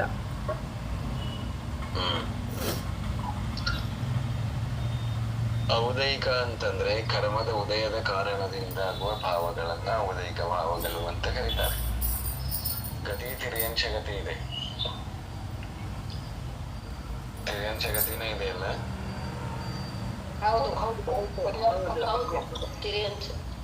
ತಿರ್ಯಂಶ ಗತಿ ಜೀವ ಇದೆ. ಅದಕ್ಕಾಗಿ ಗತಿಯಲ್ಲಿ ಗತಿ ಔದೈಕ ಭಾವ ತಿರ್ಯಂಶ ಗತಿ ಇದೆ. 4 ಕಷಾಯಗಳಿವೆ. ತಿರ್ಯಂಶರಲ್ಲಿಯ ಪುರುಷ ವೇದ, ಸ್ತ್ರೀ ವೇದ, ನಪುಂಸ ವೇದ ಮೂವರೂ ಕೂಡ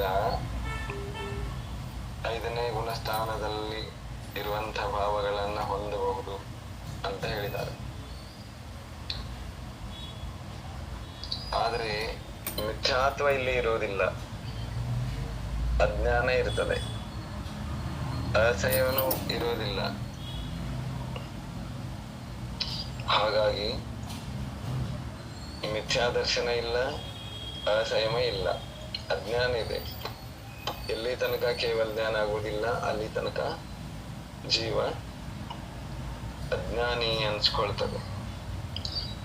ಮತ್ತು ಸಿದ್ಧತ್ವ ಇಲ್ಲ, ಅಂದ್ರೆ ಜೀವದಲ್ಲಿ ಸಿದ್ಧರಾಗುವಂತಹ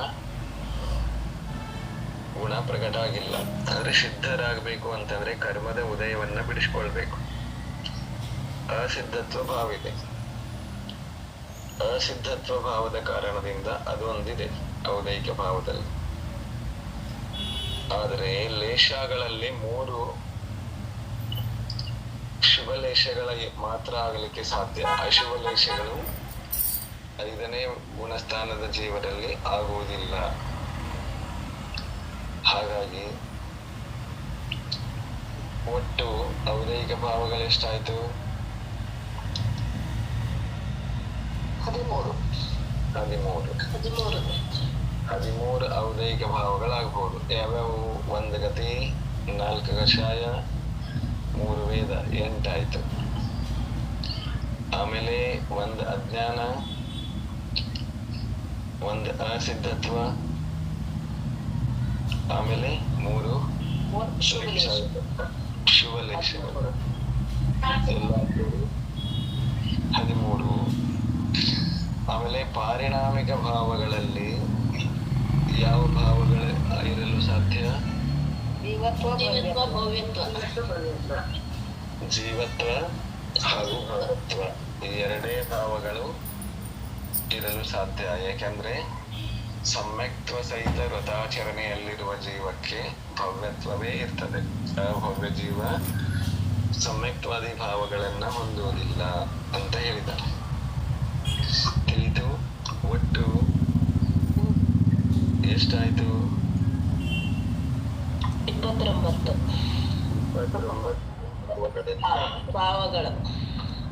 ಭಾವಗಳು ದೇಶ ವಿರುದ್ಧ ಗುಣಸ್ಥಾನವುಳ್ಳ ತಿರ್ಯಂಚಕತೆಯ ವ್ಯಾಪ್ತಗಳಲ್ಲಿ ಇರುತ್ತವೆ, ಆಗಲು ಸಾಧ್ಯ. ತಿಳಿದು ಕೆಳಗಡೆ ಒಂದು ನೋಟ್ ಇದೆ, ಅದು ಹೇಳಿದ್ರಿ ನೀವು. ತಿರ್ಯಂಚಗಳಲ್ಲಿ ದೇಶವ್ರತವು ಕರ್ಮಭೂಮಿಯ ತಿರ್ಯಂಚಗಳಲ್ಲಿ ಇರುತ್ತದೆ, ಆದರೆ ಕ್ಷಾಯಿಕ ಸಮ್ಯಕ್ ದರ್ಶನವು ಕರ್ಮಭೂಮಿಯ ತಿರ್ಯಂಚಗಳಲ್ಲಿ ಇರುವುದಿಲ್ಲ.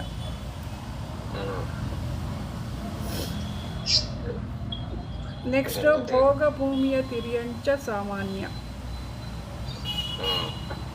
ಇಲ್ಲಿ ನೋಡ್ರಿ, ಈ ಏನು ಹಿಂದೆ ಅವಿರತ ಸಮ್ಯಕ್ತ ದೇಶ ವಿರತದಲ್ಲಿ ಕ್ಷಾಯಿಕ ಭಾವ 0 ಯಾಕೆ ಕೊಟ್ಟಿದ್ದಾರೆ ಅಂದ್ರೆ ಅದು ಕರ್ಮಭೂಮಿ ಅಪೇಕ್ಷಾದಿಂದ ಇದೆ ಅಂತ ತಿಳ್ಕೊಬೇಕು. ಯಾಕೆಂದ್ರೆ ಭೋಗ ಭೂಮಿಯಲ್ಲಿ ಇನ್ನು ಮೇಲೆ ಸೆಪರೇಟ್ ಆಗಿ ಕೊಡೋರಿದ್ದಾರೆ. ತಿಳಿದ್ರಿ? ಹಿಂದೆ ಕ್ಷಾಯಿಕ ಸಮ್ಯಕ್ತ್ವ ಯಾಕೆ ಇಲ್ಲ ಅಂತಂದ್ರೆ ಅದು ಸಾಮಾನ್ಯ ಅಲ್ಲ, ಅದು ಕರ್ಮಭೂಮಿಯ ವಿಶೇಷತೆ ಇದೆ ಅಂತ ತಿಳ್ಕೊಬೇಕು. ಇವಾಗ ಭೋಗ ಭೂಮಿಯಲ್ಲಿ ಯಾವ ಭಾವಗಳಾಗ್ತಾವ ಅನ್ನೋದನ್ನ ಕೊಡ್ತಾರೆ. ಭೋಗ ಭೂಮಿಯ ತಿರ್ಯಂಚ ಸಾಮಾನ್ಯ ಪರ್ಯಾಪ್ತಕ. ಭೋಗ ಔಪಶಮಿಕ 1, ಕ್ಷಾಯಿಕ 1, ಕ್ಷಾಯೋಪಶಮಿಕ ಭಾವ 15, ಔದೈಕ 17, ಪಾರಿಣಾಮಿಕ 3, ಒಟ್ಟು 37 ಭಾವಗಳು.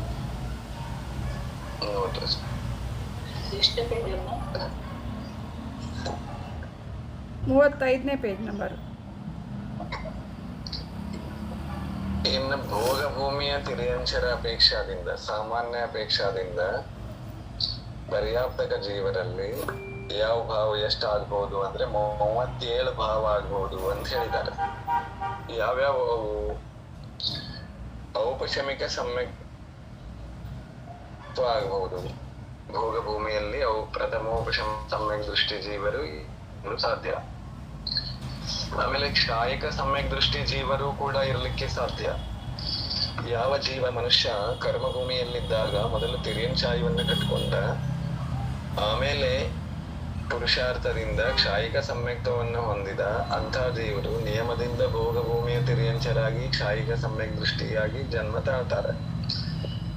ಆ ಅಪೇಕ್ಷಾದಿಂದ ಭೋಗ ಭೂಮಿಯಲ್ಲಿ ಕ್ಷಾಯಿಕ ಸಮ್ಯಕ್ತ್ವ ಇದೆ, ಅದರ ಭಾವ ಇದೆ ಅಂತ ಹೇಳಿದ್ದಾರೆ.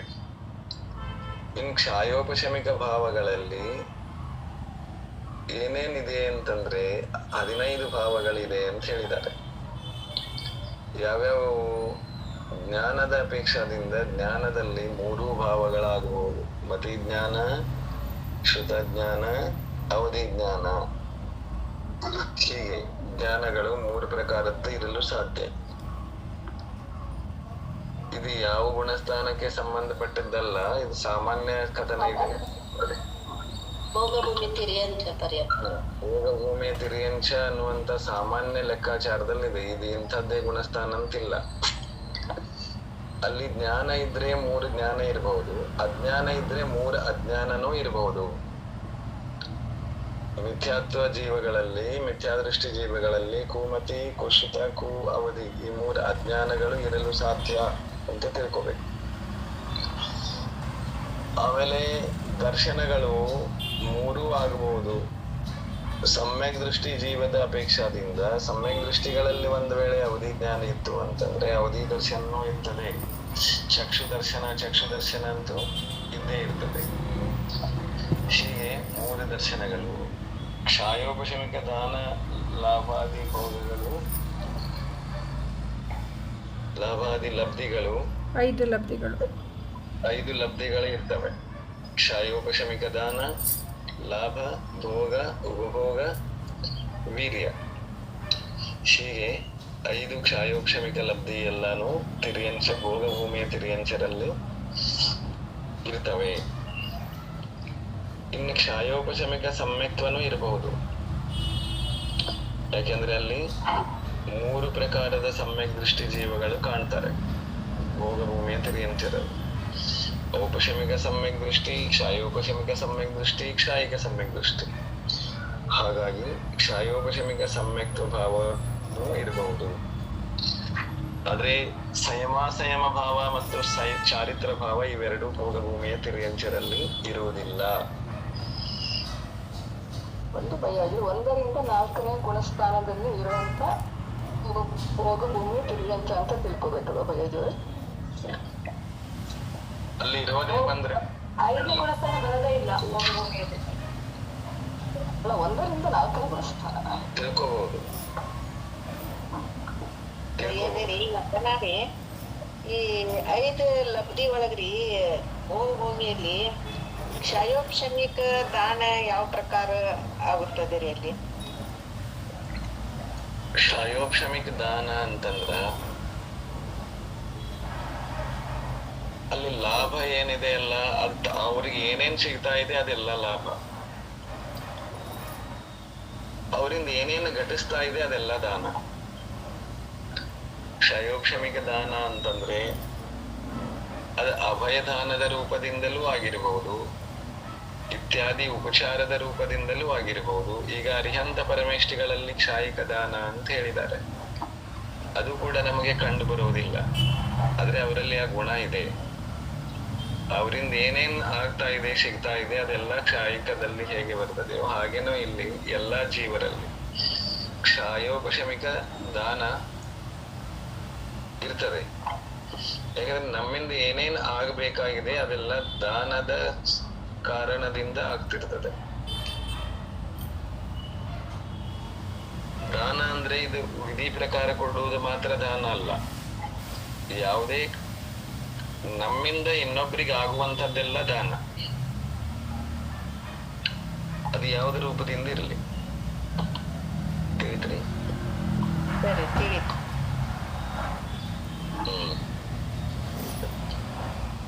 ಈಗ ಕಲ್ಪವೃಕ್ಷಗಳಿಂದ ನಮಗೆ ಸಿಗಬೇಕಾಗಿದೆ ಅಂದ್ರೆ ಅದಕ್ಕೆ ಕ್ಷಯೋಪಶಮಿಕ ಲಾಭ ಆಯ್ತು. ನಾವು ಅಲ್ಲಿ ಇನ್ನೊಬ್ಬರಿಗೆ ಯಾವುದೇ ರೂಪದಿಂದ ಬಳಕೆ ಆಗ್ತಾ ಇದ್ದೇವೆ, ನಮ್ಮಿಂದ ಅಲ್ಲಿ ಇನ್ನೊಂದು ಏನೋ ಒಂದು ಆಗ್ತಾ ಇದೆ, ಅದೆಲ್ಲ ದಾನದಿಂದ ಆಗ್ತಾ ಇದೆ. ಅಲ್ಲಿ ನಮ್ಮ ಯುಗಲ ಜೋಡಿ ಒಂದಿರ್ತದೆ.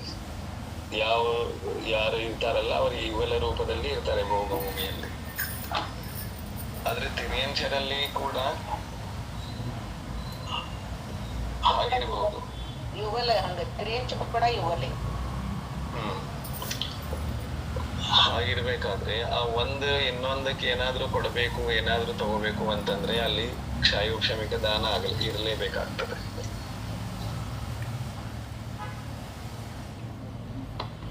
ತಿಳಿದ್ರಿ? ತಿಳಿದ್ರಿ ಬೈ, ಸರಿ.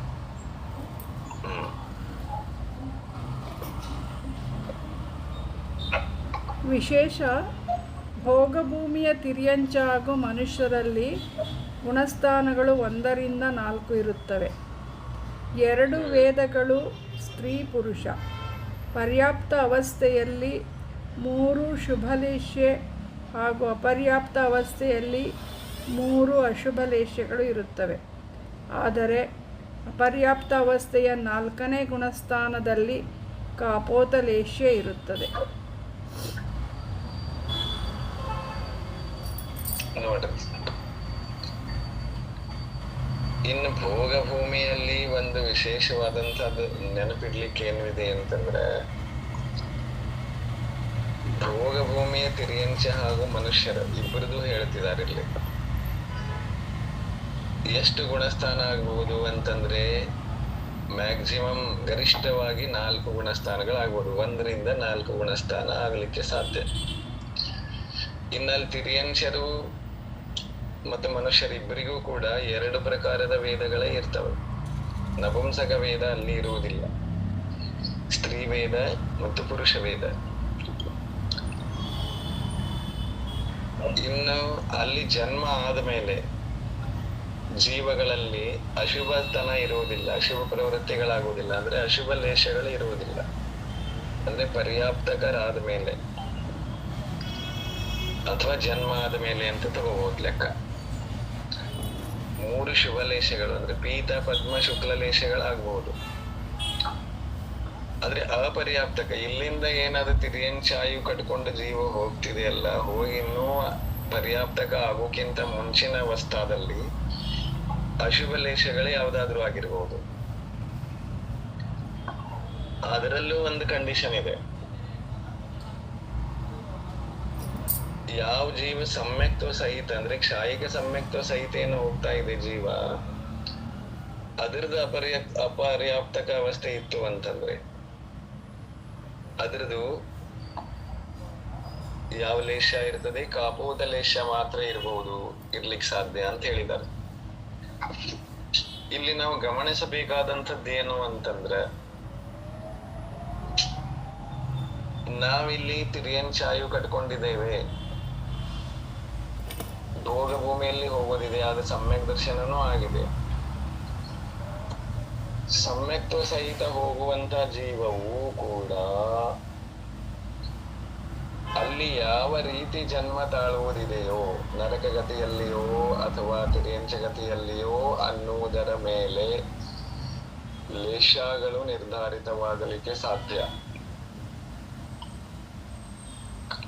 ಸಮ್ಯಕ್ತ್ವದ ಜೊತೆಗೇನೆ ತಿರಿಯಂಚಗತಿಯಲ್ಲಿ ಜನ್ಮ ತಾಳುವುದಾದರೂ ಇಲ್ಲಿಂದ ಹೋಗಬೇಕಾದ್ರೆ ಆ ತಿರಿಯಂಚಗತಿಯ ಭಾವ ಇಲ್ಲಿ ಕೆಲಸ ಮಾಡ್ತಿರ್ತದೆ. ಅದಕ್ಕಾಗಿನೇ ಸಮ್ಯಕ್ತ್ವ ಇರುವ ಜೀವವು ಕೂಡ ಅಪರ್ಯಾಪ್ತಕ ಅವಸ್ಥೆಯಲ್ಲಿ ಕಾಪೋತಲೇಷೆಯನ್ನು ಹೊಂದಿರುತ್ತದೆ. ಕಾಪೋತಲೇಷೆ ಶುಭನೋ ಅಶುಭನೋ? ಅಶುಭ.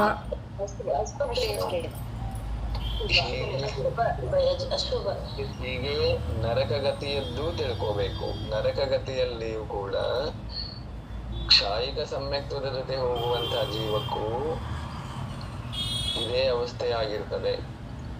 ಸಮ್ಯಕ್ ದರ್ಶನ ಇದೆ ಅಂದ್ರೆ ಅದರದ್ದು ಲೇಷ ಯಾವತ್ತು ಶುಭನೇ ಇರ್ತದೆ, ಹಾಗಾಗಲಿಕ್ಕೆ ಸಾಧ್ಯ ಇಲ್ಲ. 6 ಲೇಷಗಳಲ್ಲಿ ಯಾವುದು ಬೇಕಾದ್ರೂ ಇವಾಗ ಅಪರ್ಯಾಪ್ತಕದಲ್ಲಿ, ಅದಕ್ಕೆ ಒಂದು ವೇಳೆ ದುರ್ಗತಿ ಆಗಿದ್ರೆ ಅಪರ್ಯಾಪ್ತಕದಲ್ಲಿ ನಿಯಮದಿಂದ ಅಶುಭ ಲೇಷನೇ ಇರುವುದು. ಪರ್ಯಾಪ್ತಕ ಆದ್ಮೇಲೆ ಆ ಗತಿ ಅನುಸಾರವಾಗಿ ಬದಲಾಗಬಹುದು. ತಿಳಿದ್ರಿ?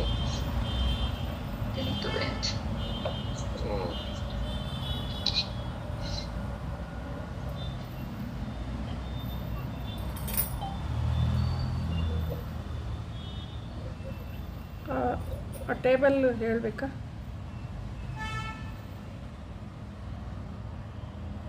ಏನ್ ಟೇಬಲ್?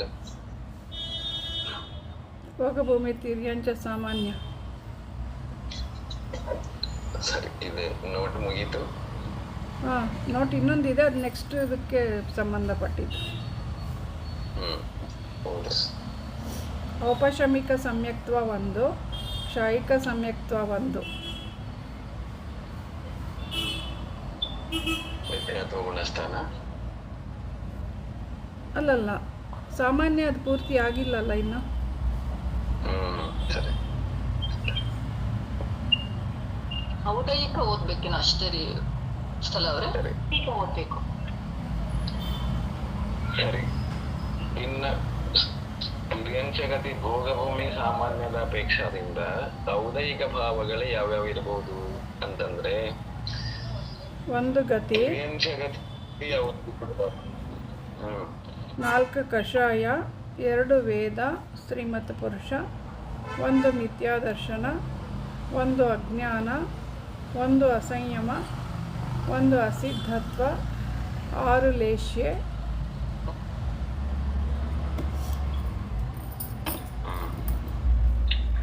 ಔದೈಕ ಭಾವದಲ್ಲಿ ತಿರ್ಯಂಚಗತಿ ಭೋಗಭೂಮಿಯ ತಿರ್ಯಂಚರಲ್ಲಿ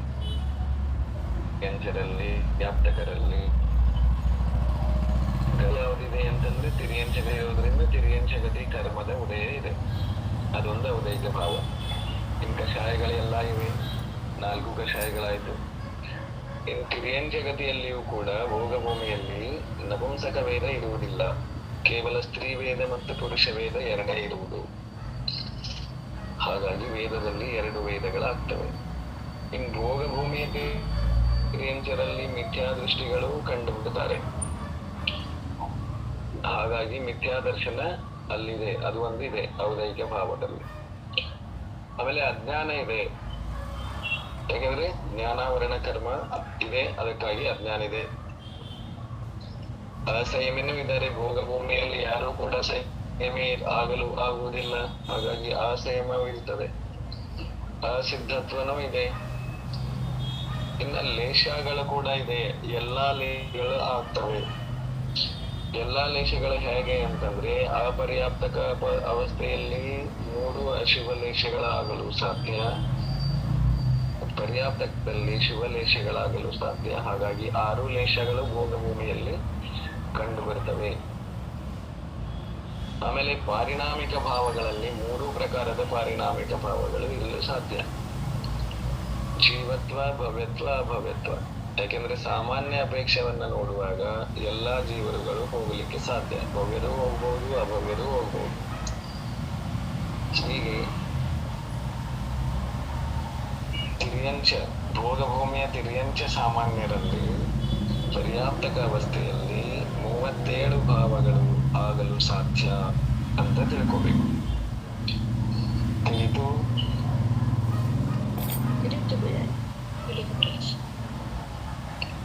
ಎಲ್ಲರಿಗೂ ತಿಳಿತಾ ಇದೆ?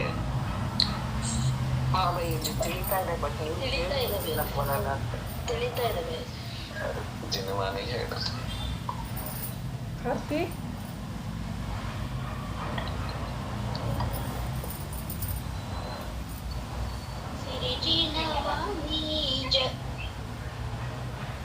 ಸಿರಿಜಿನವಾಣಿ ಜಗ ಕಲ್ಯಾಣಿ ಜಗ ಜನ ಮದತ ಮೋಹಾರಿ ಜನಮಣ ಹಾರಿ ಗಣಹರ ಹಾರಿ ಜಮ್ಮ ಜರಾ ಭವ ರೋಗ ಹರಿ ವಿದಯರಾಣಂ ದಿವ್ಯ ಜೋನಿಂಚೋ ಪಡೈ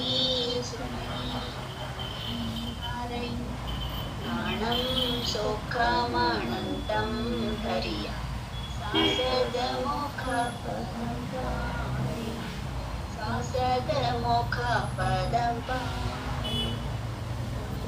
ಮಾತಾ ಕಿ ನಾವು ಬಾರ್ ನಮೋಕಾರ.